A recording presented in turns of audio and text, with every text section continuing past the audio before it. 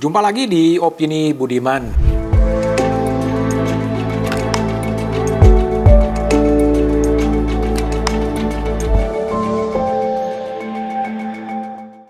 Selamat tahun baru. Kado tahun baru yang diberikan oleh Presiden Jokowi adalah terbitnya peraturan pemerintah pengganti Undang-Undang Cipta Kerja.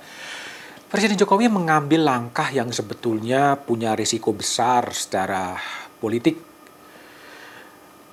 guna menjawab putusan MK yang menyebutkan bahwa Undang-Undang Cipta Kerja itu tidak konstitusional. Jalan yang diambil oleh Presiden Jokowi adalah menerbitkan peraturan pemerintah pengganti undang-undang, bukan melalui pembahasan undang-undang melalui rancangan undang-undang. Putusan MK sendiri sebetulnya terpecah. 5 hakim menyebutkan bahwa Undang-Undang Cipta Kerja itu tidak konstitusional secara bersyarat, sementara 4 hakim menyatakan konstitusional. MK memberikan batas waktu kepada pemerintah untuk memperbaiki Undang-Undang Cipta Kerja dalam kurun waktu 2 tahun. 2 tahun itu akan berakhir pada November 2023. Mengapa saya katakan jalan itu berisiko? Pemerintah memang sebaiknya, idealnya memang menggunakan mekanisme pembahasan undang-undang seperti biasa, membahas satu demi satu pasal dengan parlemen. Tetapi jalan yang diambil oleh Presiden Jokowi adalah jalan menerbitkan peraturan pemerintah pengganti undang-undang. Undang-Undang Dasar 1945 memang memberikan kewenangan kepada Presiden untuk menerbitkan peraturan pemerintah pengganti undang-undang.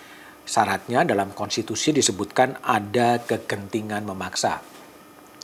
Frase kegentingan memaksa sendiri sebagai syarat bisa diterbitkannya Perpu lebih banyak diserahkan kepada penilaian subjektif dari pemerintah. Sebelum Perpu Cipta Kerja terbit, pemerintah juga menerbitkan Perpu nomor 1 tahun 2022 tentang pemilu. Sebelumnya ada juga Perpu soal hukuman kebiri. Beberapa perpu yang sudah diterbitkan pemerintah dalam terawangan awam atau dalam bahasa awam sebetulnya biasa-biasa saja. Tidak ada bayangan sebuah kegentingan yang memaksa sehingga harus diterbitkan oleh peraturan pemerintah pengganti undang-undang. MK sebenarnya telah mencoba mendefinisikan apa itu kegentingan yang memaksa.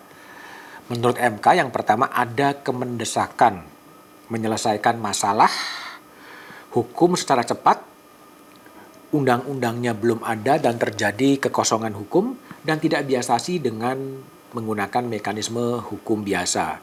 Pertanyaannya adalah apakah penerbitan Perpu Cipta Kerja memenuhi persyaratan-persyaratan yang telah digariskan oleh Mahkamah Konstitusi. Dalam Perpu Cipta Kerja, pemerintah mengkonstruksikan kegentingan memaksa dengan sejumlah pertimbangan. Salah satunya adalah adanya dinamika global pada harga pangan, energi, perubahan iklim yang mengubah peta jalan, mengubah rantai pasok, dan itu akan dikonstruksi oleh pemerintah sebagai kegentingan yang memaksa.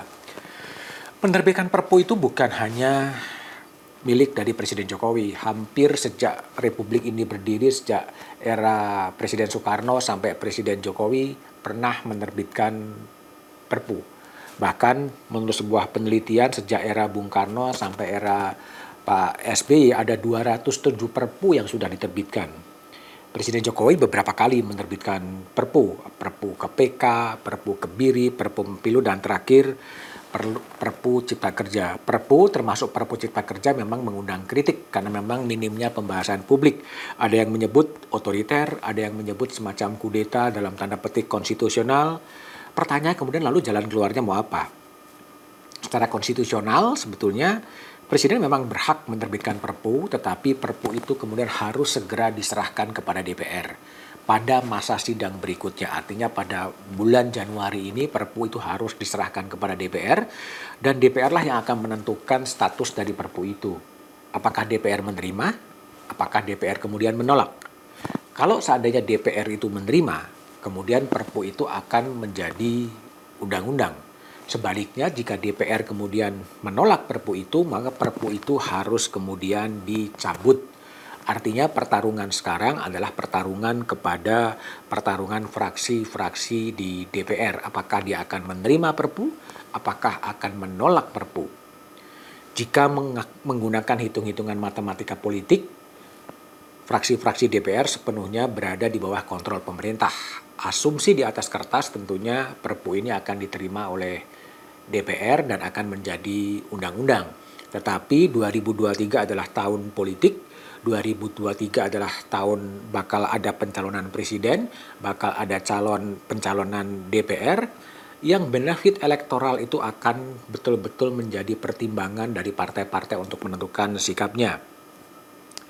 Sehingga jika tadi DPR menolak, ya Perpu itu kemudian dicabut. Nah, ketika Perpu itu kemudian dicabut karena ditolak oleh DPR, Undang-Undang Cipta Kerja kemudian akan berlaku lagi. Masalahnya adalah Undang-Undang Cipta Kerja yang sudah dinyatakan oleh MK sebagai tidak konstitusional, kemudian berlaku, dan disitulah kemudian bisa dibahas ulang. Hanya memang waktunya akan kian sempit. Jalur kedua yang sekarang bisa ditempuh dan sudah ditempuh adalah menguji materi kembali Perpu nomor 2 tahun 2022. Sudah ada yang menguji Perpu itu, ya kita tunggu saja. Sebetulnya bagaimana MK akan memutuskan soal Perpu Cipta Kerja itu. Hiruk pikuk antar elit di media sosial, yang terjadi tweet war antara elit-elit di negeri ini, namun tetaplah jalur konstitusional yang harus ditempuh. Publik memang menjadi haknya untuk bersuara, menyatakan keberatannya, menyatakan persetujuannya, tetapi bagaimana bertarungan kepentingan itu kemudian diolah di DPR.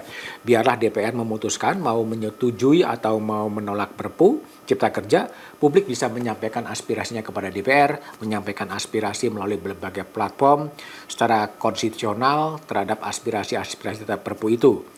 Biarkan juga MK menguji kembali Perpu Cipta Kerja, meski eksistensi MK sendiri sekarang sedang dipersoalkan oleh publik karena sisi konstitusionalitas dari MK itu sendiri.